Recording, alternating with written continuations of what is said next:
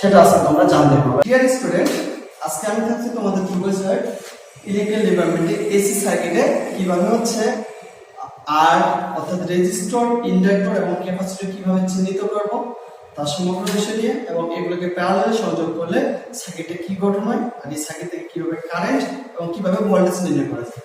তো দেখো, এই যে এসি সার্কিট, এই যে আরএলসি প্যারালাল সার্কিট, অর্থাৎ এটা হচ্ছে রেজিস্টর প্রতীক, এটা ইন্ডাক্টর প্রতীক, এটা ক্যাপাসিটর, তোমরা তো জানো। তো এই যে আর এখানে সোর্স, অর্থাৎ এসি সার্কিটে আমাদের কি ভোল্টেজ সোর্স কে দেওয়া হয়, আর এই যে আমাদের একটা গ্রাফিক সংকেত যে এই সার্কিটে আছে আমাদের আরএলসি প্যারালাল সার্কিট কিভাবে কারেন্ট অর্থাৎ ইম্পিডেন্স, ভোল্টেজ, কারেন্ট এবং অ্যাডমিটেন্স কিভাবে নির্ণয় করতে হয় সেটা আজকে তোমরা জানতে পারবে এবং শিখতে পারবে। আসলে প্যারালাল সার্কিট কাকে বলে? প্যারালাল সার্কিট তাকে বলে যখন হচ্ছে যে সার্কিটের মধ্যে কারেন্ট প্রবাহের দুই বা ততোধিক পথ থাকে তখন তাকে প্যারালাল সার্কিট বলে। তো ঠিক তোমরা হচ্ছে রেজিস্টর, ইন্ডাক্টর, ক্যাপাসিটর সবাই তো চিনো, সবাই তো জানো। তো এই রেজিস্টর, ইন্ডাক্টর, ক্যাপাসিটর যদি প্যারালালে থাকে তাহলে কিভাবে হচ্ছে আমরা এখান থেকে কারেন্ট বের করব, কিভাবে এখন হচ্ছে শাখা কারেন্ট বের করব এবং কিভাবে ভোল্টেজ বের করব তা হচ্ছে আজকে নিয়ে আলোচনা। তো দেখো তো, এই যে এখানে একটা সোর্স, অর্থাৎ এই যে আমাদের রেজিস্টর এবং হচ্ছে একটা ইন্ডাক্টর, আবার এদিকে রেজিস্টর 2 আর ক্যাপাসিটর, এরা পরস্পর দেখো রেজিস্টর আর ইন্ডাক্টর পরস্পর সিরিজে সম্পৃক্ত আছে, আবার R2 আর X কি আছে প্যারালাল আছে। তো এই প্যারালাল থাকার কারণে এদেরকে সংযোগ করে কিভাবে অর্থাৎ ইম্পিডেন্স, টোটাল ইম্পিডেন্স নির্ণয় করা যায়। কারণ আমরা এই পুরোটাকে R প্লাস J এটাকে ধরছি কি Z1, অর্থাৎ অ্যাডমিটেন্স, আর এই R মাইনাস J হচ্ছে কারণ ক্যাপাসিট্যান্সের মানকে যদি নেগেটিভ হয় অর্থাৎ এই জন্য হচ্ছে আমাদের অ্যাঙ্গেলের মানকে যদি নেগেটিভ এই যে R2 মাইনাস J X, তাহলে এটা আসলে আমাদের Z2, তাহলে Z3 আসলে কি যেহেতু দুইটাতে কিছু প্যারালাল সার্কিট, তাহলে Z1 প্যারালাল Z2। তো দেখো তো, আমরা তো নির্ণয় করতে পারি। এখন কিভাবে কারেন্ট বের করব? কারেন্টের সূত্র আমরা কি জানি? কারেন্টের সূত্র জানি ওহমের সূত্র থেকে I সমান কি V ভাগ R। এই ওহমের সূত্র থেকে আসে না? এই ওহমের সূত্র থেকে আসছে। এই ওহমের সূত্র থেকে এখন এই R আমরা ডিসি সার্কিটের ক্ষেত্রে রেজিস্ট্যান্স, টোটাল রেজিস্ট্যান্স জানছিলাম, কিন্তু যখন সেটা প্যারালাল সার্কিট হয়ে যায় যেটা এসি সার্কিটের ক্ষেত্রে, এসি সার্কিটের সাথে কি ইম্পিডেন্স হয়ে যাবে, অর্থাৎ I সমান V ভাগ Z।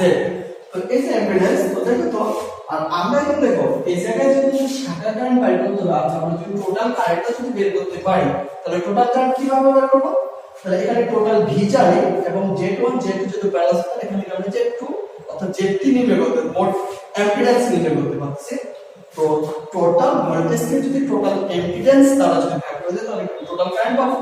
এই যে আমাদের টোটাল কারেন্ট, অর্থাৎ এখানে Z এর মানটা অবশ্যই অ্যাঙ্গেল আসবে, যেহেতু এটা একটা এসি সার্কিট তো প্যারালাল সার্কিট, তাই না? এর মধ্যে হচ্ছে কৌণিক ব্যবধান থাকে যা ফেজ অ্যাঙ্গেল।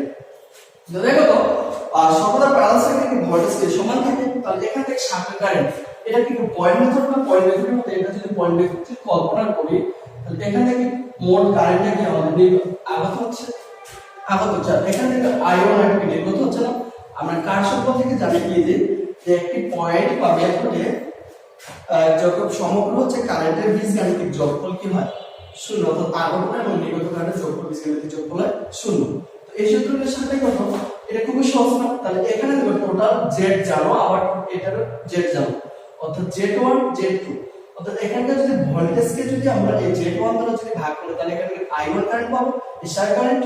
আবার এখানকার যদি টোটাল ভোল্টেজকে যদি হচ্ছে এখানকার ইম্পিডেন্স দ্বারা যদি ভাগ করি তাহলে আমরা কি পাবো, এখানকার কারেন্ট পেয়ে যাব। তো আমরা ইম্পিডেন্স অনায়াসে বার করতে পারলাম। এখন ইম্পিডেন্স থেকে অ্যাডমিটেন্স কিভাবে নির্ণয় করা যায়? ইম্পিডেন্সের বিপরীত হলো অ্যাডমিটেন্স, আর এই অ্যাডমিটেন্স হলো Y, অ্যাডমিটেন্সকে Y ধরো, Y কে 1/Z। তো দেখো তো Y R প্লাস Z অর্থাৎ 1/R+Z, অর্থাৎ Y কে হচ্ছে Z এর মানটা যেহেতু আমাদের এটা তাহলে এটাকে উল্টে লেখা যাবে, তাহলে আমরা লিখতে পারি Y plus G plus J, অর্থাৎ এখানে হচ্ছে G টা হচ্ছে কন্ডাক্টেন্স আর B টা হচ্ছে সাসেপ্টেন্স। তাহলে হচ্ছে আমরা একটা ইম্পিডেন্সে পাই কি ইন্ডাক্টিভ অর্থাৎ রেজিস্টিভ লোড পাই, আর হচ্ছে ইন্ডাকটিভ লোড পাই বা ইন্ডাকটিভ বা ক্যাপাসিটিভ লোড, যাকে বলা হয় R প্লাস Z। এই আরটা আমাদের কি রেজিস্টিভ লোড না, এটা হচ্ছে আমাদের রেজিস্টিভ লোড, আর এটা কি আমাদের ইন্ডাকটিভ বা ক্যাপাসিটিভ লোড না, এটা হচ্ছে ক্যাপাসিটিভ। তো দেখো তো, যেহেতু আমাদের এটা পজিটিভ আছে তাহলে অবশ্যই এটা কি ইন্ডাকটিভ লোড। তো z equal to r plus jx এই মানগুলো। এখন দেখো তো এটাকে যখন আমরা অ্যাডমিটেন্স নির্ণয় করব, admittance y plus g plus z অর্থাৎ কন্ডাক্টেন্স প্লাস সাসেপ্টেন্স, এটাকে যদি প্যারালাল সার্কিটে তাহলে এভাবে লেখা যায় কন্ডাক্টেন্স ইকুয়াল হচ্ছে 1/rp অর্থাৎ r থেকে রেজিস্টর 1 প্যারালাল রেজিস্টর, আর এখান থেকে যখন সাসেপ্টেন্স বাইর করব তখন 1 যখন ইন্ডাক্টিভ করব তাই না। তো দেখো এতক্ষণ আমরা হচ্ছে কি অ্যাডমিটেন্স নির্ণয় করলাম না, কিভাবে অ্যাডমিটেন্স এটা বুঝতে পারলাম। তো এখন দেখো ইন্ডাকটিভ লোড হতে টোটাল অ্যাডমিটেন্স কিভাবে নির্ণয় করা যায়। তো দেখো তো y ইকুয়াল কি জানি অর্থাৎ অ্যাডমিটেন্স ইকুয়াল কি জানি 1 ভাগ অ্যাডমিটেন্স তাই না। তো দেখো তো y ইকুয়াল কি লেখা যায় অর্থাৎ অ্যাডমিটেন্স 1/r প্লাস jx অর্থাৎ রেজিস্টিভ প্লাস ইন্ডাকটিভ লোড। এখন তো যে দুইটার মধ্যে ইন্ডাকটিভ লোড, তাহলে ইন্ডাকটিভ লোড বলতে কি, ইন্ডাকটিভ লোড বলতে এমন তাই না, অর্থাৎ যখন হচ্ছে সেটা কি থাকবে প্যারালাল থাকবে। তাহলে দেখো তো প্যারালাল সার্কিটে কিভাবে অ্যাডমিটেন্স নির্ণয় করা যায়। তো দেখো 1/r প্লাস jx আচ্ছা x ইনটু আমরা যদি বিপরীত সাইন দ্বারা যদি ওই পাশে যদি গুণ করি তাহলে কি কাটাকাটি করলে কি আমাদের মিটিয়ে থাকে না, r মানে 0 x r মানে jx তাই না। তো দেখো r মানে jx এখন দেখো তো এই দুটো কি একটা সূত্রের মতো আসে না, যে a plus b into a minus b অর্থাৎ a square minus b square সূত্র তাই না।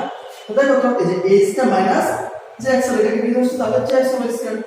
এখন এই যে r মানে jx r স্কয়ার এই যে j প্রদত্ত আমরা j এর মান কি জানি অর্থাৎ অবাস্তব মান এর মান কত, কারণ a স্কয়ার মান জানি আমরা -1। তো দেখো তো -1 আর -1 এর পরিস্থিতি করলে সেটা কি হয়ে যায়, হ্যাঁ এটা তো দেখো তো মাইনাস কি মাইনাস হয়ে যায়। দেখো তো এখন এই -1 অর্থাৎ এটার উপর যদি করি তাহলে হচ্ছে আমাদের কি এই মাইনাস কি আবার প্লাস হয়ে যাবে, এটা যদি করি 30টা দিকে আবার হয়ে যায়। তো স্কয়ার হয়ে গেছে তাহলে এটার মানটা কি হয়ে যাচ্ছে, এর মান হয়ে যাচ্ছে এটার উপর স্কয়ার ইনটু থাকছে তাই না। তো দেখো তো মাইনাস আর মাইনাস কি হয়ে যায় প্লাস হয়ে যায় এই x এর উপর স্কয়ার। তাহলে এখন দেখো আসে তাহলে কি r মানে jx by r square plus x এর স্কয়ার। তাহলে এখন দেখো তো এটাকে যদি আমরা ভাঙিয়ে যদি দেই তাহলে r বাই হচ্ছে r স্কয়ার প্লাস jx এই যে মাইনাস jx বাই হচ্ছে r স্কয়ার প্লাস x এর স্কয়ার।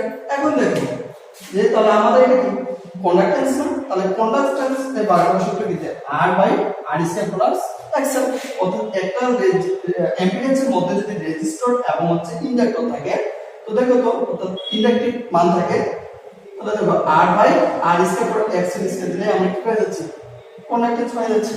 আবার সাসেপ্টেন্স যদি বের করি তাহলে এই যে jx বাই হচ্ছে r স্কয়ার মাইনাস jx এভাবে কি আমরা মান বের করব। তাহলে এখান থেকে rp তাহলে হচ্ছে আমরা যদি এটা হচ্ছে বিপরীত যেহেতু জানি কন্ডাক্টেন্স রেজিস্টর বিপরীত সাসেপ্টেন্স হচ্ছে ইন্ডাকটিভ ও ক্যাপাসিটরের বিপরীত, তাহলে আমরা যে বিপরীত করে দিলাম তাহলে হচ্ছে দেখো তো rp equal to r square plus x square আর এখানে হচ্ছে আর jx সমান r square by x square by jx। এখন দেখো তো capacity load total capacity load কিভাবে টোটাল অ্যাডমিটেন্স নির্ণয় করা যায়। তো y বাই z এটা তো জানি, তাহলে r ক্যাপাসিটি লোড যেহেতু মাইনাস ধরা হয় তাহলে দেখো r minus jx inductive capacity load minus. তো দেখো r by r minus jx into যেহেতু হচ্ছে এখানে মাইনাস তাহলে বিপরীত কি প্লাস না, এই যে প্লাস এর পাশে হচ্ছে কি আমরা গুণ করে দিলাম। গুণ করলে দেখো তো এটাও একটা কি দাঁড়ায় যাচ্ছে না একটা সূত্রের মতো, এই r প্লাস x দিয়ে দিলাম তাহলে এই a স্কয়ার মানে বিস্তৃত সূত্র a plus b into a minus b এই যে r square minus jx square. তো এখান থেকে দেখো তো মাইনাস কত j এর পরিস্থিতি -1 আর এটা x এর অর্থাৎ r প্লাস jx বাই হচ্ছে r square plus jx square. তাহলে এখন দেখো তো এটাকে যদি আবার যদি ভাঙিয়ে নিই কারণ আমরা কি জানি কোন সংখ্যার সাথে যদি 1 বাই 1 মাইনাস x বাই হচ্ছে তোমার এমন আছে 2x প্লাস 1 থাকে তাহলে এটাকে যদি আমরা ভাঙাই তাহলে 1 by 2x plus 1 by x by 2x plus 1 এই একটা যদি নিয়ে আসতে পারি তাহলে দেখো তো এই সংখ্যাটাকে কি আমরা এই একটা নিয়ে আসতে পারি না, এই সংখ্যাটা নিয়ে আসতে পারি না দিতে পারি। তাহলে দেখো তো r স্কয়ার প্লাস x অর্থাৎ এই যে সংখ্যাটা দিলাম r তো ভাঙিয়ে দিলাম r square plus x plus jx by r square minus x। এইভাবে হচ্ছে টোটাল একটা ইন্ডাকটিভ লোড হতে হচ্ছে অ্যাডমিটেন্স নির্ণয় করা যায় এবং ক্যাপাসিটর লোড হতে এই সূত্র অনুযায়ী কি আমাদের টোটাল অ্যাডমিটেন্স নির্ণয় করা যায়। আজকে তোমাদের চ্যাপ্টার এটাই ছিল, যারা বুঝে থাকবো যদি কেউ যদি হচ্ছে না বুঝে থাকো তারপর আমাকে প্রশ্ন করবা, কমেন্ট বক্সে অবশ্যই প্রশ্ন করবা এবং আমার সাথে থাকবা, যে কোনো বিষয়ে আমাকে প্রশ্ন করে তোমরা সমাধান পেতে পারো। ধন্যবাদ তোমাদের।